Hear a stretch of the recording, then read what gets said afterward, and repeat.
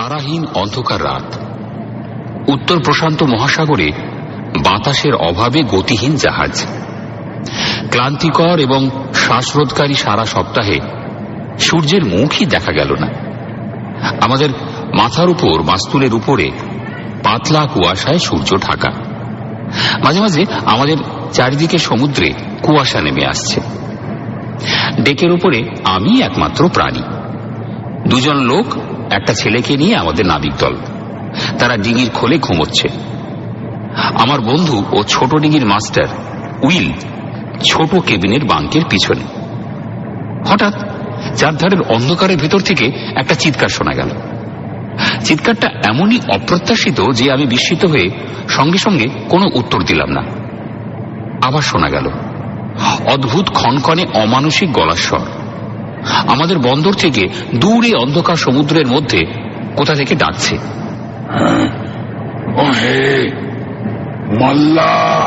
মনে সাহস এনে উত্তর দিলাম, কি করছো তুমি? তুমি কি চাও? কে তুমি? তোমার ভয় পাবার কিছু নেই। অদ্ভুত একটা স্বরে সে উত্তর দিল। হয়তো সে আমার কথার মধ্যে কিছু একটা বিভ্রান্তি লক্ষ্য করেছিল। আমি একটু তীব্রভাবে জিজ্ঞেস করলাম, তবে কাছে আসছো না কেন? আমি যে একটু ভয় পেয়েছি সেটা তাকে জানতে দিতে চাই না। আমি পারবো না, এটা নিরাপদ হবে না। আমি কথা বন্ধ হয়ে গেল। চারদিকে একটা অদ্ভুত নীরবতা বিরাজ করতে লাগলো। তুমি কি বলতে চাও? আরো আশ্চর্য হয়ে গেলাম। কোনো উত্তর নেই। কোথায় তুমি? তুমি কেন নিরাপদ নও? কান পেতে শোনার চেষ্টা করলাম, কিন্তু কোনো উত্তরই এলো না।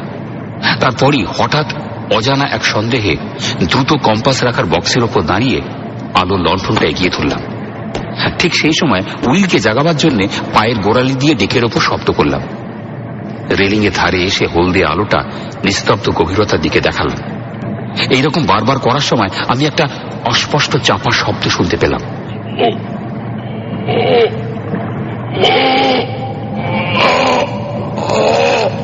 পরক্ষণেই ছপাং শব্দে জলে হঠাৎ দাঁড় ফেলার আওয়াজ কানে এলো। যদিও আমি নিশ্চিতভাবে দেখেছি তা বলতে পারবো না, আমার বোধ হলো প্রথম আলো ফেলার সময় জলের ওপর কিছু একটা দেখেছিলাম, কিন্তু এখন আর নেই। এই যে শুনছো, এটা কি ঠাট্টা হচ্ছে? একটা নৌকো অন্ধকারের মধ্যে মিলিয়ে যাওয়ার একটা অস্পষ্ট শব্দ পেলাম।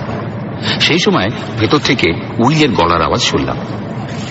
কি হয়েছে জর্জ? উইল, এদিকে একবার এসো। কি ব্যাপারটা কি? আমি তাকে অদ্ভুত ঘটনার কথা বললাম। সে আমাকে কতগুলো প্রশ্ন করলো। তারপর এক মুহূর্ত থেমে মুখে হাত রেখে চিৎকার করে আহ্বান জানিয়ে বলল, ওহ, এই যে নৌকো। অনেক দূর থেকে একটা ক্ষীণ উত্তর ভেসে এলো। আমার সঙ্গী আবার ডাক দিল। একটু পরেই কিছুক্ষণ নীরবতার পর চাপা দাঁড় টানা শব্দ কানে এলো। আবার উইল চিৎকার করে উঠল, এই যে নৌকো।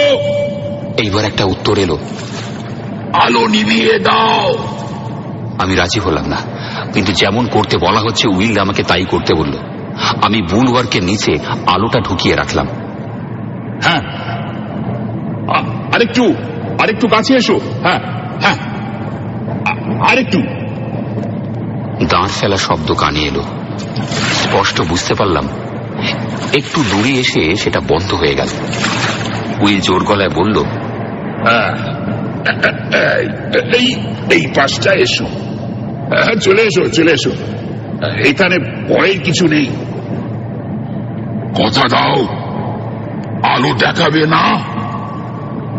আলোকে এমন ভয় পেলে তোমাকে নিয়ে আমরা কি করতে পারি বলো তো? কারণ বলতে আরম্ভ করে হঠাৎ থেমে গেল। চটপট আমি জিজ্ঞেস করলাম, কি কারণ কি? উইল চাপা গলায় বলল, আরে এক মিনিট চুপ করে থাকো, আমাকে ব্যাপারটা দেখতে দাও। সে রেলিং এর ওপর আরো ঝুঁকে দাঁড়ালো। ওই মশাই, এই গভীর সমুদ্রে তোমার এভাবে আমাদের কাছে আসাটা একটা অদ্ভুত ব্যাপার মনে হচ্ছে। ভোজবাজি দেখিয়ে তুমি যে আমাদের ঠকাচ্ছ না তা কি করে বুঝবো? তুমি বললে একা আছো, তোমাকে না দেখলে কি করে বুঝবো বলো? আর আলোতেই বা তোমার আপত্তি কিসে? তার কথা শেষ হতেই আমি আবার দাঁড় টানা শব্দ শুনলাম। তারপরই তার গলা স্বর মনে হচ্ছে আরো দূর থেকে, হতাশা ও করুণ সেই স্বর। আমি দুঃখিত, আমি খুব ক্ষুধার্ত, তা না হলে তোমাদের কষ্ট দিতাম না। আর আমার সঙ্গে একজন স্ত্রী লোকও আছে। সে স্বরটা মিলিয়ে গেল। চুপচুপ করে দাঁড় ফেলা শব্দ হচ্ছে, সেটাও খুব স্বাভাবিকভাবে নয়। থামো! উইল চিৎকার করে উঠল। তোমাকে তাড়িয়ে দিতে চাই না, ফিরে এসো। তুমি যদি পছন্দ না করো আমরা আলো সরিয়ে রাখবো। তারপর আমার দিকে ফিরে বলল, এটা একটা অদ্ভুত বিচিত্র কৌশল। আমার মনে হয় ভয় পাওয়ার কিছু নেই। আমি বললাম, না, মনে হয় এখানে কোথাও তার নৌকোর কিছু ক্ষতি হয়েছে, তাই একটু পাগলামি করছে। দাঁড়ের শব্দ আরো কাছে এগিয়ে আসছে। কাঠের পটাতনের নিচে লণ্ঠনটা রাখো। এই বলে উইল রেলিং এ ঝুঁকে কিছু একটা শোনার চেষ্টা করল। আমি লণ্ঠনটা সরিয়ে রেখে দিয়ে তার পাশে গিয়ে দাঁড়ালাম। আবার সে আগের মতো দাঁড় ফেলার শব্দ কিছু দূরে এসে থেমে গেল। এখন তুমি পাশে আসতে পারবে না? কাঠের পটাতনের নিচে আলো ঢুকিয়ে রেখেছি। আমি পারবো না। আমি কাছে আসতে সাহস পাই না, এমনকি খাবারের দাম দিতেও পারবো না। উইল বলল, ঠিক আছে, ঠিক আছে, তোমাকে স্বাগত জানানো হচ্ছে। যত ইচ্ছে খাবার নিতে পারো। তুমি খুব ভালো। ঈশ্বর তোমাকে পুরস্কৃত করুন। কথার মাঝে উইল জানতে চাইল, তোমার সঙ্গে যে স্ত্রীলোকটি, সে কি? তাকে আমি দ্বীপে রেখে এসেছি। কোন দ্বীপ? আমি সেই দ্বীপের নাম জানি না।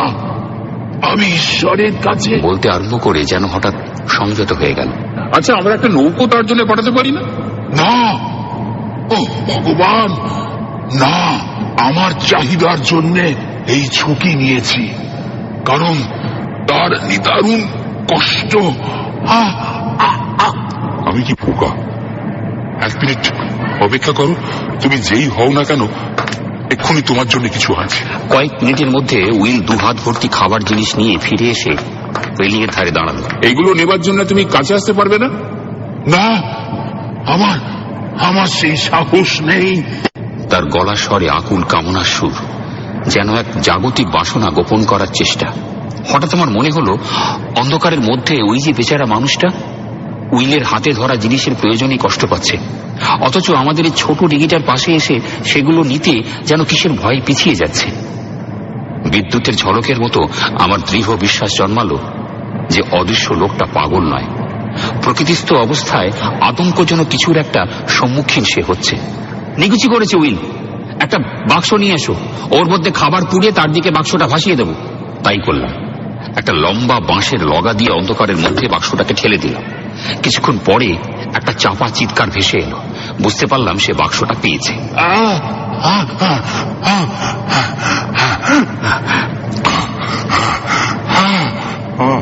একটু পরে সে আমাদের বিদায় সম্ভাষণ জানালো, সেই সঙ্গে হৃদ্যতাপূর্ণ আশীর্বাদ বাণী উচ্চারণ করল।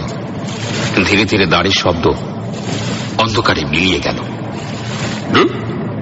এত তাড়াতাড়ি চলে গেল? উইল যেন মনে একটু আঘাত পেল। আমি বললাম, অপেক্ষা করো, মনে হয় সে আবার ফিরে আসবে। খাবারটা তার খুবই প্রয়োজন ছিল। এক মুহূর্ত চুপ করে থেকে উইল আবার বলল, আর স্ত্রীলোকটি? আমার মাছ ধরা শুরুর থেকে এই প্রথম এমন একটা অদ্ভুত ব্যাপার দেখলাম। হ্যাঁ, এই বলে আমি গভীর চিন্তায় ডুবে গেলাম। বিস্ময়ে অবাক হয়ে দাঁড়িয়ে সময় চলে যেতে লাগলো। 1 ঘন্টা, আরো 1 ঘন্টা। উইল আমার সঙ্গে দাঁড়িয়ে আছে। এই বিচিত্র এক অভিজ্ঞতা তার চোখের ঘুম কেটে নিল। আরো 1 ঘন্টার পর নিস্তব্ধ সমুদ্রের মধ্যে আবার দাঁত টানা শব্দ শুনতে পাওয়া গেল। দেখো, উইলের চাপা স্বরে উত্তেজনা। সে আসছে। ঠিক ঠিক আমি যা ভেবেছিলাম। জলের মধ্যে দাঁড় পড়া শব্দ কাছে আসছে। সেটা আরো দীর্ঘ সময় নিচ্ছে। আবার খাবারের প্রয়োজন হয়েছে কি? একটু দূরে এসে আওয়াজটা থেমে গেল এবং অন্ধকারের মধ্যে সেই অদ্ভুত স্বর ভেসে এলো, ওহে মাল্লা। উইল জানতে চাইল, আবার কি হলো? হ্যাঁ, আমি চলে গিয়েছিলাম, কিন্তু ভীষণ দরকারে আবার আসতে হলো। উইল জিজ্ঞেস করলো, স্ত্রীলোকটি? স্ত্রীলোকটি এখানে কৃতজ্ঞ, কিন্তু খুব শিগগিরই সে স্বর্গে আরো কৃতজ্ঞ হবে। উইল কিছু একটা বলতে চাইল, কিন্তু পারল না, বিভ্রান্ত হয়ে পড়ল। আমি চুপ করে রইলাম। তার এই হঠাৎ বিরতিতে আমি চিন্তা করতে লাগলাম। এছাড়াও তার প্রতি আমার গভীর সমবেদনা জেগে উঠল। সে বলতে লাগলো, আমরা মানে সে ও আমি ভগবানের কৃপা লাভ করে কত গল্প করেছি, এবং এবং তোমাদের আমি তোমাদের কাছে প্রার্থনা করছি, আজ রাতে তোমাদের দানকে ছোট মনে করো না। নিশ্চয়ই জানবে তার নজর এড়ায়নি। আমাদের ভাগ্যে যা ঘটেছে সেই নিয়ে আমরা দুজনে কথা বলছিলাম। আমরা ভেবেছিলাম আমাদের জীবনে যে আতঙ্ক এসেছে, কাউকে না জানিয়ে দূর দেশে চলে যাব। সে আমার সঙ্গে বিশ্বাস করে আজ রাতের ঘটনা কোনো এক বিশেষ নিয়মেই ঘটেছে। এটা ভগবানের ইচ্ছে। আমরা তোমাদের সব কিছু জানাই। সেই থেকে যে কষ্ট ভোগ করছি। হ্যাঁ হ্যাঁ হ্যাঁ, বলুন, আমরা শুনব। অ্যালবাট্রসের ডুবে যাওয়া থেকে অনিচ্ছাকৃতভাবে আমার মুখ দিয়ে বেরিয়ে এলো, জাহাজটা 6 মাস আগে ফ্রিস্কোর উদ্দেশ্যে নিউ ক্যাসেল থেকে যাত্রা করেছিল। তারপর থেকে তার সম্বন্ধে আর কিছু শোনা যায়নি। অদৃশ্যের স্বর আবার শোনা গেল। হ্যাঁ, কিন্তু কয়েক ডিগ্রি উত্তরে জাহাজ ভীষণ ঝড়ে মাস্তুলহীন হয়ে পড়ে। দিনের আলোয় দেখা গেল জাহাজে মারাত্মক ফাটল ধরেছে, আর এখন সেটা শান্তির রাজ্যে পড়ে আছে। নাবিকেরা সব নৌকো নিয়ে চলে গেল। সেই ধ্বংসপ্রাপ্ত জাহাজে ফেলে রেখে গেল এক যুবতীকে, আমার বাগদত্তাকে আর আমাকে। যখন তারা আমাদের ছেড়ে চলে যায়, তখন আমরা জাহাজের নিচে আমাদের জিনিসপত্র ঠিক করছিলাম। ভয়ে একেবারে বিহ্বল হয়ে তারা বাহ্য জ্ঞান শূন্য হয়ে পড়েছিল। আমরা ডেকের উপরে উঠে দেখলাম দূরে তাদের বিন্দুর মতো দেখাচ্ছে। তবু আমরা হতাশ হইনি। একটা ছোট ভেলা তৈরি করতে লেগে গেলাম। যতটুকু জিনিস ধরা সম্ভব ভেলাতে নিয়ে তুললাম। তার মধ্যে কিছু জল ও বিস্কিট ছিল। জাহাজটা অনেকটা জলের ভেতর ডুবলে আমরা ভেলায় চড়ে ভেলা ঠেলে দিলাম। হ্যাঁ, পরে আমি লক্ষ্য করলাম আমরা জোয়ার বা স্রোতের টানে পড়েছি। জাহাজ থেকে আমরা কোনাকুনি ভেসে চলেছি। আমার ঘড়িতে 3 ঘন্টা চলার পর জাহাজের হাল আমাদের দৃষ্টির বাইরে চলে গেল। তার ভাঙা মাস্তুলটা আরো কিছুক্ষণ পর দেখা গেল। সন্ধ্যের দিকে কুয়াশা নেমে এলো। সারা রাত এইভাবে চলল। পরের দিন কুয়াশা আমাদের ঢেকে রাখল। আবহাওয়া শান্তই ছিল। 4 দিন কুয়াশার মধ্যে ভাসতে ভাসতে সন্ধ্যের সময় দূরে ঢেউ আছড়ে পড়ার শব্দ কানে আসতে লাগলো। ক্রমশ সেই আওয়াজ পরিষ্কার হয়ে এলো। সারা রাতের পরেই আমাদের দুপাশে আওয়াজ শুনতে পেলাম। ভেলাটা কয়েকবার উঁচু হয়ে উঠল। তারপরই আমরা অশান্ত জলে পড়লাম। সে কি দুরন্ত ঘূর্ণি! আমাদের পেছনে ঢেউ ভাঙার শব্দ। দিনের আলোয় দেখলাম আমরা একটা বিরাট হ্রদে পড়েছি। সেই সময় এই ব্যাপারে আমরা বিশেষ লক্ষ্য করি। আমাদের খুব কাছে কুয়াশার মধ্যে অস্পষ্ট দেখলাম একটা বড় জাহাজের হাল।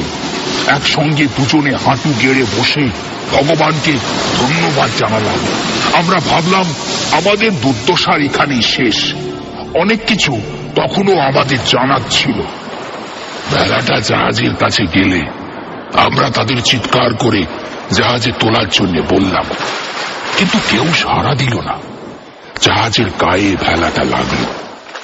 একটা দড়ি ঝুলতে দেখে আমি সেটা ধরে উপরে উঠতে লাগলাম। দড়িটায় ধূসর রঙের শ্যাওলা জলে এমন হড়হড়ে হয়েছিল যে আমাকে অনেক কষ্ট করতে হয়েছিল। জাহাজের গায়েও আঁচিলের মতো ছাতা ধরেছিল।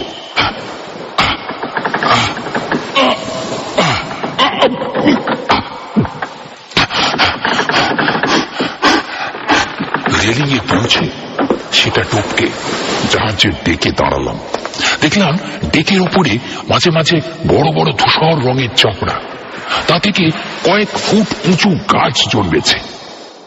এই ব্যাপারে মাথা না ঘামিয়ে জাহাজে কোনো লোক আছে কিনা সেই চিন্তাই করছিলাম। আমি চিৎকার করলাম, কেউ আছো?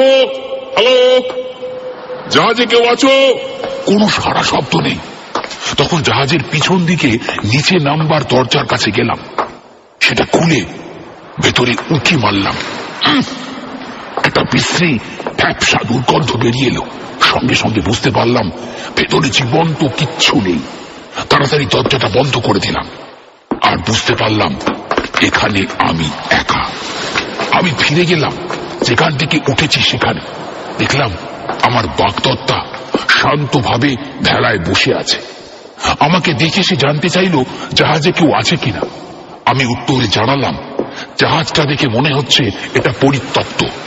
তাকে একটু অপেক্ষা করতে বলে আমি একটা সিঁড়ির সন্ধানে গেলাম ওকে ডেকে তোলার জন্য। তাহলে আমরা দুজনে একসঙ্গে জাহাজটা খুঁজে দেখতে পারবো। একটু পরে উল্টো দিকে একটা দড়ির সিঁড়ি দেখতে পেলাম। সেটা দিয়ে তাকে ডেকে তুলে আনলাম।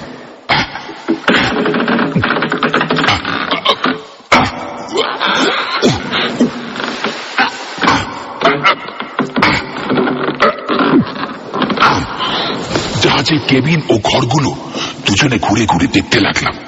কোথাও কোনো জীবনের চিহ্ন নেই। এখানে ওখানে, এমনকি কেবিনের মধ্যেও ছাতা গজিয়ে উঠেছে। আমার বাগদত্তা জানালো এগুলো পরিষ্কার করা যেতে পারে। জাহাজের পিছন দিকটার মতো সামনেও জীবনের লক্ষণ দেখা গেল না। নিঃসন্দেহ হয়ে আমরা জাহাজের পিছন দিকে ফিরে এসে যতটা সম্ভব আরাম উপভোগের বন্দোবস্ত করতে লাগলাম। দুজনে মিলে দুটো কেবিন পরিষ্কার করে ফেললাম। তারপর কিছু খাবারের সন্ধান করতে ছুটে গেলাম। প্রাণ খুলে ভগবানকে তার দয়ার জন্য ধন্যবাদ জানালাম। এই সঙ্গে ভালো জলের পাম্পও আবিষ্কার করলাম। এটা ঠিক করে পাম্পে জল তুলে মুখে দিয়ে দেখলাম কিছুটা বিস্বাদ। কয়েকদিন আমরা সেই জাহাজেই কাটালাম। ডাঙায় যাবার কোনো চেষ্টা করলাম না। জায়গাটা বসবাসের উপযোগী করে তুলতে ব্যস্ত রইলাম। এসব সত্ত্বেও আমরা আমাদের দুর্ভাগ্য সম্বন্ধে সচেতন। প্রথমেই আমরা কেবিনের মেঝেতে ও দেওয়ালে যে শ্যাওলার চাপড়া ছিল সেগুলো পরিষ্কার করলাম। কিন্তু আশ্চর্য, 24 ঘন্টার মধ্যে আবার সেগুলো গজে উঠল। এগুলো যে আমাদের শুধু নিরুৎসাহ করলো তাই নয়, একটা অনিশ্চিত অস্বস্তির মধ্যে ফেলল। আবার নতুন উদ্যমে সেগুলো পরিষ্কার করে ভাড়ার থেকে পাওয়া অ্যাক্টিন কার্বলিক দিয়ে ভিজিয়ে দিলাম। অদ্ভুত, সপ্তাহের শেষে আবার দেখলাম এক জায়গাতেই নয়, অন্যান্য জায়গাতেও ছড়িয়ে পড়ছে।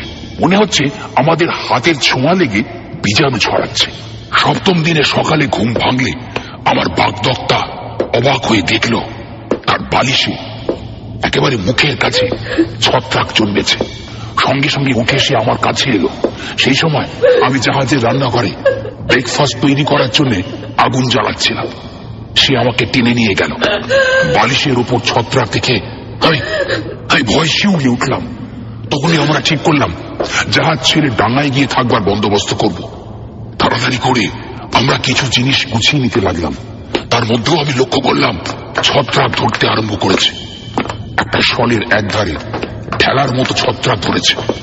আমার বাগদত্তাকে কিছু না বলে আমি সেটা শল থেকে ছেড়ে ফেললাম।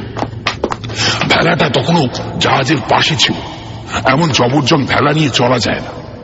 রেলিংয়ের ধারে ঝোলানো একটা ছোট নৌকো জলে নামিয়ে দিলাম। এতে চড়েই আমরা ডাঙায় যাব। যতই আমরা ডাঙার কাছে যেতে লাগলাম ক্রমেই আমি সচেতন হয়ে উঠলাম। সেই জঘন্য ছত্রাক যা আমাদের জাহাজ থেকে বিতাড়িত করেছে তা এখানেও হৈ হৈ করে বাড়ছে। এক এক জায়গায় ভয়ঙ্কর ও অদ্ভুতভাবে উঁচু ঢিবি হয়ে আছে। এখানে সেখানে বিরাট আঙুলের মতো। আবার কোথাও সমতল ভূমির মতো মসৃণ।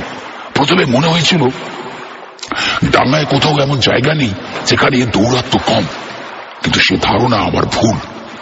একটু পরে ডাঙার কাছে আস্তে আস্তে সাদা ছোপ দেখে মনে হলো মিহি বালি। সেখানেই আমরা নামলাম। এটা বালি নয়, তবে কি তা বুঝতে পারলাম না। একটু মনোযোগ দিয়ে দেখে বুঝলাম এতে ছত্রাক জন্মাতে পারে না, কিন্তু সব জায়গায় কেবল বালিময় জায়গাটুকু ছাড়া সেই ধূসর জঘন্য ছত্রাক ছাড়া আর কিছুই দেখা যায় না। একটা জায়গা একেবারে এর থেকে মুক্ত দেখে কি যে আনন্দ হয়েছিল তা বলে তোমাদের বোঝাতে পারবো না। তারপর আবার ফিরে গেলাম জাহাজে। সেখানে আমাদের সব জিনিসপত্র রাখলাম।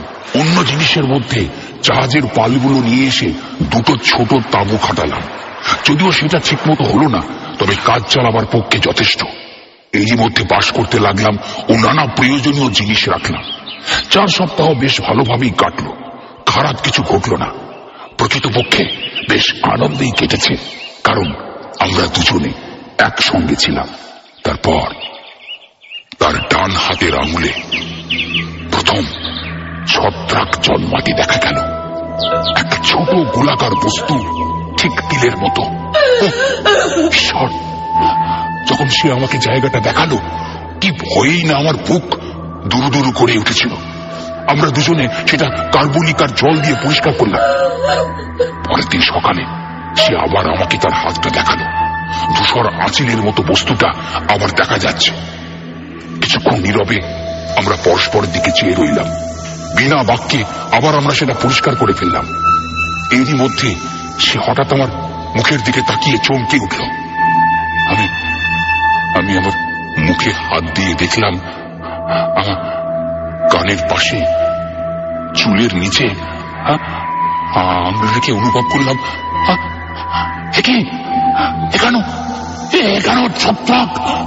এখানেও ছত্রাক জন্মেছে।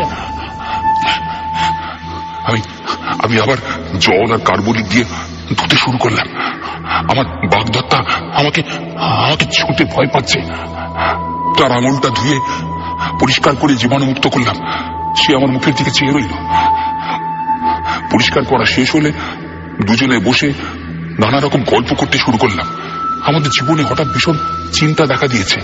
মরার থেকেও খারাপ কিছুর জন্য আমরা ভয় পাচ্ছি। আমরা নৌকো বোঝাই করে জিনিসপত্র সবকিছু সঙ্গে নিয়ে সমুদ্রে পাড়ি দেবার কথা ভাবলাম। তবু আমরা যেন অনেক কারণে অসহায়, এবং সেই ছত্রাকের বৃদ্ধিতে আমরা আক্রান্ত। আমরা এখানেই থাকবো বলে মনস্থ করলাম। ঈশ্বরের যা ইচ্ছে তিনি তাই করবেন। আমরা শুধু অপেক্ষা করে থাকবো। 1 মাস, 2 মাস, 3 মাস এইভাবে কেটে গেল। আরো বিস্তীর্ণ জায়গা আক্রান্ত হলো। সত্যি বলতে কি, আমাদের শ্রমসাধ্য প্রয়াসে তাদের বৃদ্ধি আমরা কিছুটা হ্রাস করতে পেরেছি। মাঝে মধ্যে জাহাজে গিয়ে আমাদের প্রয়োজনীয় কিছু বস্তু নিয়ে আসি। সেখানে ক্রমশ ছত্রাকের বৃদ্ধি দেখলাম। ডেকের উপরে ছত্রাকের জীবী আমার মাথার সমান উঁচু হয়েছে। আমরা এই দ্বীপ ছেড়ে যাওয়ার সমস্ত ভাবনা চিন্তা ছেড়ে দিলাম। স্পষ্টভাবে উপলব্ধি করলাম যে জিনিসে ভুগছি তা নিয়ে কোনো সুস্থ মানুষের মধ্যে যাওয়া ঠিক নয়। আর তাছাড়া সেই সুস্থ মানুষরা আমাদের দেখে ভয়ও পেতে পারে। একটা সংকল্প নিয়ে আমরা আমাদের খাবার আর জল বুঝে সুঝে খরচ করা স্থির করলাম, কারণ হয়তো আমাদের এখানে অনেক বছর থাকতে হবে। কিন্তু কতটুকু খাদ্য অবশিষ্ট আছে সে বিষয়ে কোনো ধারণা ছিল না। 1 সপ্তাহ পরে আবিষ্কার করলাম যে রুটির ট্যাঙ্কগুলো ভর্তি ভেবেছিলাম সেগুলো একেবারে খালি। সবজি, মাংস আর অন্য জিনিস ছাড়া আমাদের নির্ভর করার আর কিচ্ছু নেই। অবশ্য এখন যেটা থেকে রুটি নিচ্ছি সেটা ভর্তি আছে। এ ব্যাপার জানার পর থেকে তৎপর হয়ে হ্রদে মাছ ধরার কাজে লেগে গেলাম, কিন্তু কিচ্ছু পেলাম না। কিছুটা বেপরোয়া হয়ে হ্রদের বাইরে খোলা সমুদ্রে খাবারের সন্ধানে লেগে গেলাম। যা সামান্য কিছু মাছ পেলাম আমাদের খিদে মেটানোর পক্ষে যথেষ্ট নয়। মনে হলো আমাদের দেহে গজিয়ে ওঠা বস্তুটি মৃত্যুর কারণ হবে না, আমাদের ক্ষুধাই মৃত্যু ডেকে আনবে। এই মানসিক অবস্থার মধ্যে 4র্থ মাস কাটল। সেই সময় আমি এক ভীষণ জিনিস আবিষ্কার করলাম। একদিন দুপুরের কিছু আগে জাহাজ থেকে বিস্কিট নিয়ে ফিরছি, এমন সময় দেখলাম আমার বাগদত্তা তাঁবুর সামনে বসে কি একটা খাচ্ছে। ওটা কি? ডাঙায় লাফিয়ে উঠে চিৎকার করে জিজ্ঞেস করলাম, আমার কথা শুনে একটু হতভম্ব হয়ে ঘুরে নোংরা ফেলা জায়গায় সে কিছু একটা ছুঁড়ে ফেললো। সেটা টিনের মধ্যে পড়লো না। আমার মনে একটা সন্দেহ উকি দিল। আমি সেটা তুলে দেখলাম, সেটা এক টুকরো ছত্রাক। সেটা হাতে নিয়ে আমি তার কাছে গেলে আমি দেখলাম তার মুখটা ফ্যাকাশে হয়ে গেল, কিন্তু পর মুহূর্তে গোলাপের মতো লাল হয়ে উঠল। আমি বিস্মিত ও ভীত হলাম। তাকে সম্ভাষণ করা ছাড়া আর কিছুই বলতে পারলাম না। আমার কথা শুনে সে কান্নায় ভেঙে পড়ল। ক্রমে সে কিছুটা শান্ত হলে তার কাছ থেকে জানতে পারলাম আগের দিনও সে খেয়েছিল আর তার ভালোই লেগেছিল। আমি তাকে দিয়ে প্রতিজ্ঞা করিয়ে নিলাম, যতই আমরা ক্ষুধার্ত হই না কেন এই জিনিস কখনো ছোব না।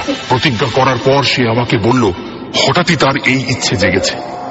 এর আগে পর্যন্ত ছত্রাকের প্রতি তার ঘৃণাই ছিল। পরে এক সময় অস্বস্তি বোধ করায় বালির মতো আঁকামাকা রাস্তা দিয়ে আমরা দুজন হাঁটতে শুরু করলাম।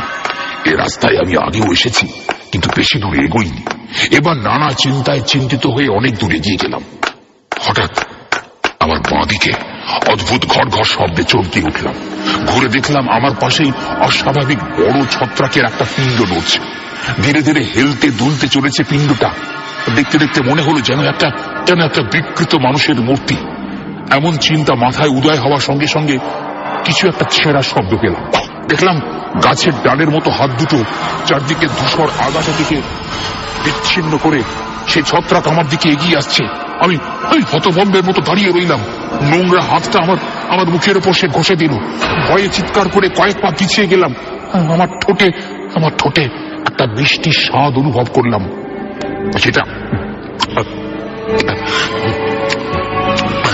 সেটা জিভ দিয়ে চাটতেই একটা অমানসিক ইচ্ছে মনে জেগে উঠল।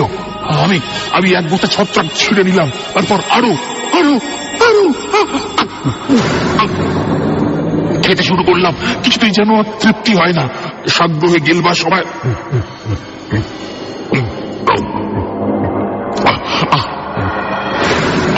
আমার গোলমেলে মাথায় সকালের ঘটনা উঁকি দিতে লাগলো।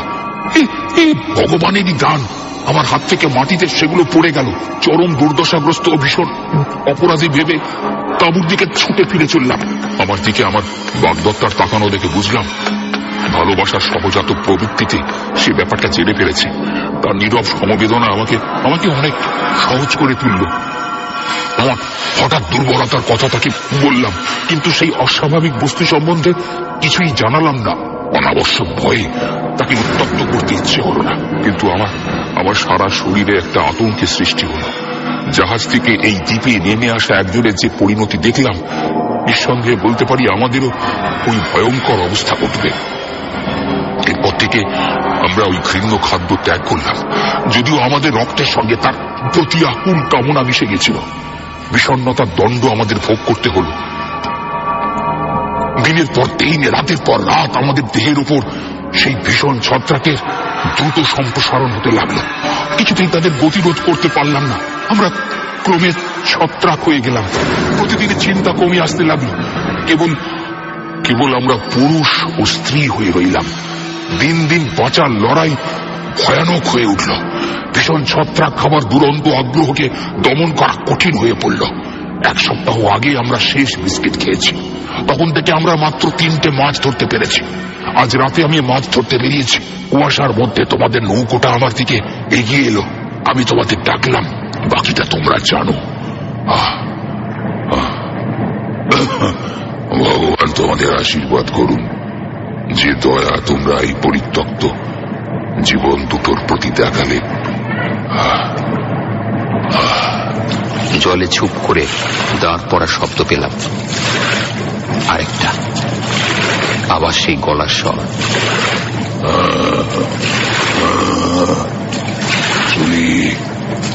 আবার দেখা হবে হয়তো, কিংবা হবে না।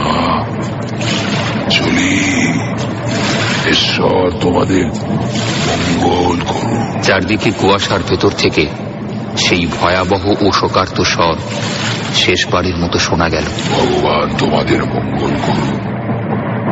বিদায়, বিদায়, বিদায়। আমাদের গলার স্বর অস্পষ্ট। ধীরে ধীরে দিনের আলো ফুটে উঠছে। দিকচক্র বলে সূর্যরশ্মির ছটা সাগরের বুক চিরে জেগে উঠছে। কুয়াশায় তা নিষ্প্রভ।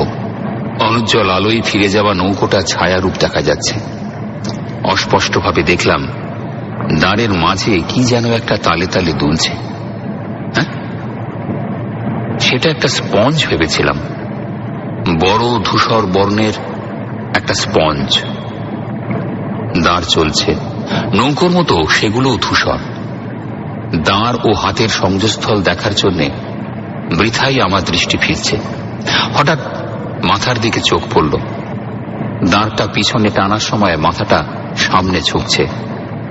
আবার জলে দাঁড় পড়ছে। নৌকোটা দূরে চলে যাচ্ছে। কিন্তু কিন্তু ওটা কি? ওটা নামা করছে মানুষ।